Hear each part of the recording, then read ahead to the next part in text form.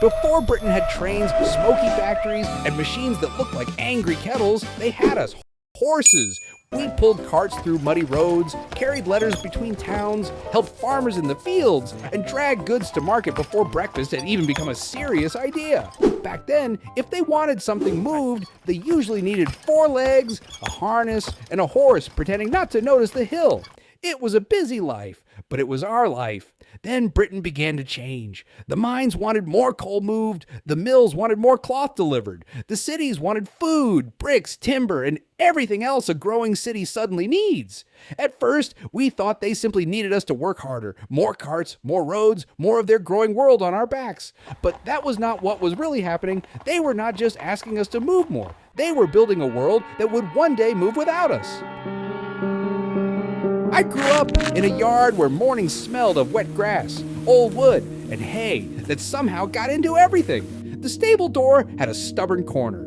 Every time they opened it, it scraped the ground before anyone said a word. So I usually knew the day was coming before I saw their face. Then the farmer stepped in, same coat, same boots, same sleepy look. He never needed to explain much. The harness came down from the wall, the buckle clicked, and the yard became a working place. That was my world, a field behind the stone wall, a lane with hedges on both sides, a market road with one bend I never liked, a bucket by the door when the day was done. In spring, the soil felt soft but heavy. In summer, dust stayed on our legs. In autumn, the cart smelled of apples, grain, and damp sacks. In winter, the yard turned hard and everyone moved more carefully. I did not think of it as a hard life. It was simply life. The field needed strength. The lane needed patience. The cart needed balance. The farmer needed us to understand what he meant, even when he pulled the reins too late and blamed the road. We understood more than they knew. For a while, I thought most horses lived somewhere close to that. Then I saw the horse from the big house. I was taken there one afternoon with sacks of grain in the cart. The house stood beyond the village, behind iron gates and a drive so smooth it looked suspicious. Their stable did not smell like ours. Ours smelled of work. His smelled of polish. The floor was clean, the wood was dark and glossy, the brass on his harness shone whenever the groom moved. Even his blanket looked as if it had never had a serious conversation with mud. He stood tall and calm, brushed until his coat caught the light. When they brought out the carriage, the whole yard changed. People lowered their voices. Doors opened carefully. Someone checked the wheels, someone checked the harness, someone checked him. Though he already looked perfect, then the family came out. They stepped into the carriage as if the road itself had been prepared for them. He moved first, not fast, not heavy, smooth. The carriage followed behind him like importance on wheels. That was the first time I understood. Some horses did not pull food, timber, or muddy sacks. Some horses pulled how they wanted to be seen. A few weeks later, I saw another kind of life at the fair. The field was loud before we reached it. Flags moved in the wind. Boots pressed the grass flat. They leaned over fences with coins in their hands and hope on their faces. Then the racing horse came out. He was not built like me. I had a body for pulling through a long day. He had a body for becoming a lion across the field. His ears caught every sound. His legs looked as if they were already running, even while he stood still. When he moved, the crowd moved with him. For a few seconds, no cart followed. No plow cut the earth. No carriage waited behind. Only speed, the kind that makes them forget themselves. I watched him pass, bright and alive, and I understood why they cheered. Some of us gave them work. Some of us gave them pride. He gave them the feeling that the ground could be escaped. That evening, when the noise faded, I saw him being walked slowly near the fence. A hand rested on his bridle, another on his neck. Someone checked his legs with careful fingers. He was admired. He was cared for, and in his own way, he had a place too. The horse from the mines was the one I remembered most quietly. He came through our village with a coal cart behind him, and even the cart seemed tired. Coal dust had settled deep into his coat. Not like mud. Mud dries and falls away. Coal stayed. He was smaller than the carriage horse, less restless than the racer, and quieter than most of us. But there was strength in him, the kind that did not need to show itself. The man beside him stopped at the yard for water. So did he. While they rested, I stood close enough to smell the world he came from. Coal, stone, metal, sweat. Not the smell of open fields. Not the smell of polished stables. Something lower, heavier, closer to the earth. He did not tell a long story. Some horses do not need to. but I learned enough. His days were shaped by loaded carts, dark roads, mine yards, ropes, wheels, and the pull of things brought up from below. Where I had hedges, he had black ground. Where I had birds over the field, he had the scrape of wheels and the weight of coal.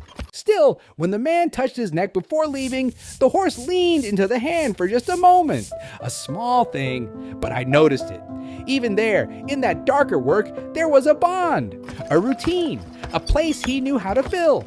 That was when I stopped thinking a horse's life was only one thing. There was my field. There was the big house where a horse could shine like part of a family's name. There was the race ground where speed became something they could cheer for. There were the coal roads where strength worked quietly and came back darker than it left. We did not all live the same life, but everywhere I looked, some part of Britain had made room for us. In their work, in their pride, in their games, in their hunger for food, coal, status, speed, and distance. They did not always notice how much of their world leaned on us. But every morning somewhere, a door opened, a harness lifted from a wall, a hand reached out, and one of us was needed. For a long time, that felt like the shape of the world.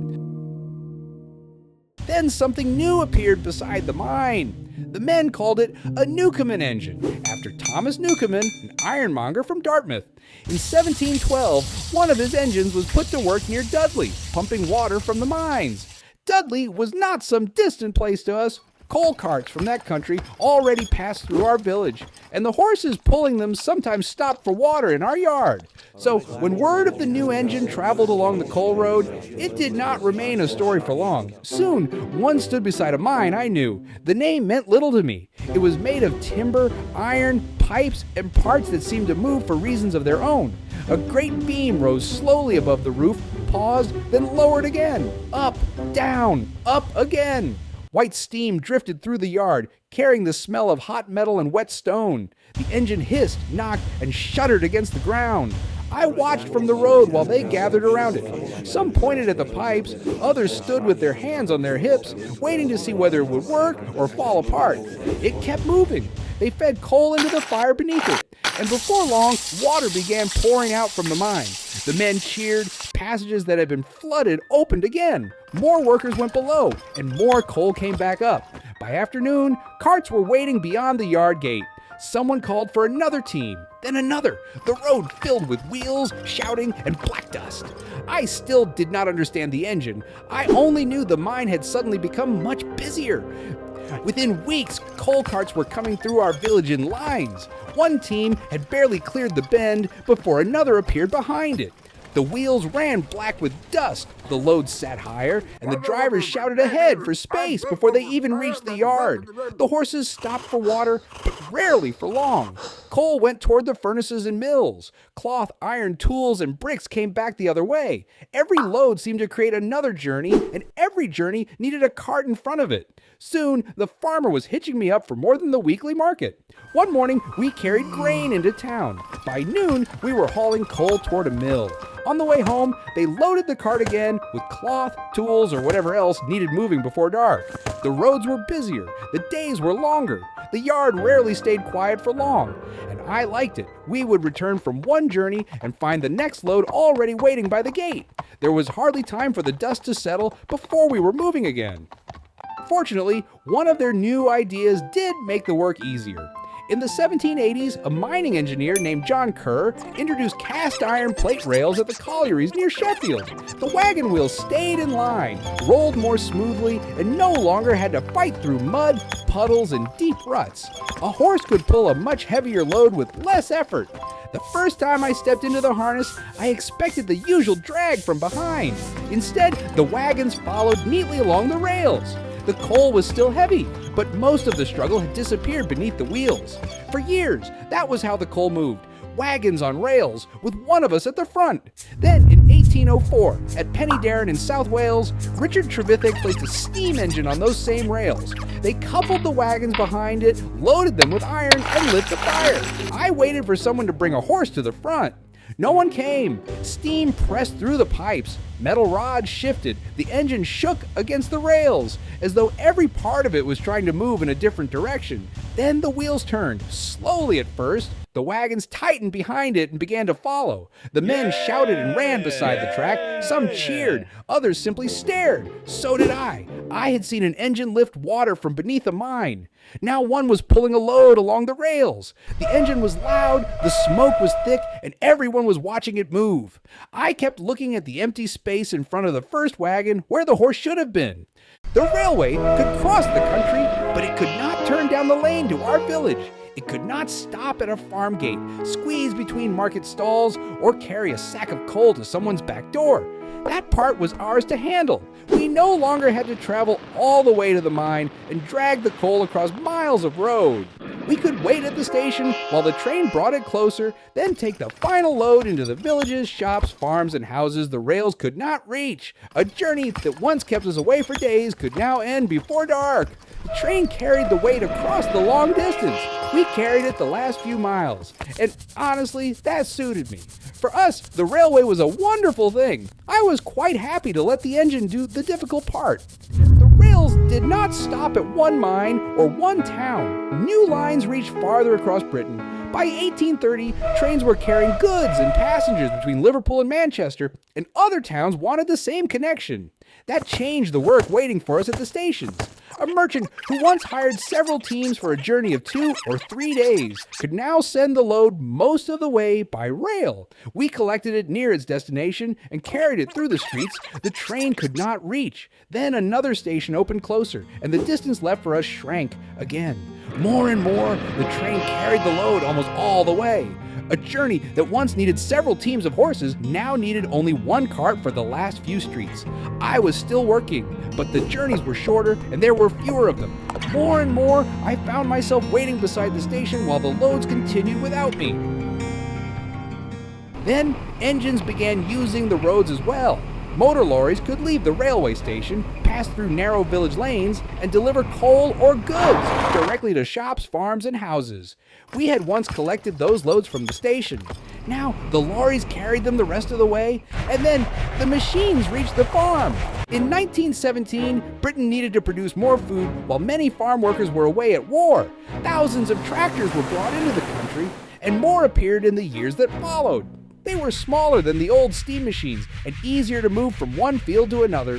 Soon, tractors were pulling plows through the soil and hauling carts along the same farm roads we had used for years. The change was quick. The railway had already taken many of the long journeys. Now, lorries took the deliveries from the station, while tractors began taking the work inside the farm. There were fewer places left where a horse was the only answer. Then, one morning, the stable door scraped across the ground, as usual. I lifted my head and waited for the farmer. He crossed the yard, but he did not come inside. The harness stayed on the wall. Instead, he carried a fuel can toward the tractor. A moment later, the engine started. He attached the plow, drove through the farm gate.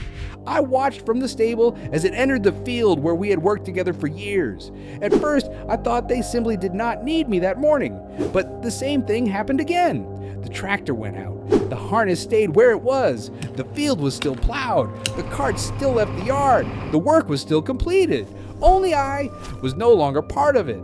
The same change was happening far beyond our farm. Motor lorries took over deliveries through the towns. Tractors replaced teams in the fields. More roads were built for engines, and more work was planned around the speed they could maintain. Stables that had once held rows of working horses began to empty. Fewer foals were raised for carts, plows, and long days on the road. Fewer harnesses were repaired, fewer horses waited outside stations, markets, and factory gates. We did not disappear. That would have been easier to notice. Instead, we were pushed slowly out of sight. The racing horse still had the crowd. A few carriage horses still appeared on ceremonial days. Some remained in forests, on remote farms, or wherever machines could not easily follow. But the ordinary working horse began to vanish from daily life, from the farm gate, from the station yard, from the market road. Stables were emptied or used for storage. Harnesses gathered dust. Fewer foals were raised for work that no longer waited for them. We were still there, just no longer where the world was moving. Once, a horse stood at the front of almost every journey. Now, we stood behind fences and watched those journeys pass. The Industrial Revolution did not make us disappear. It moved us to the edge.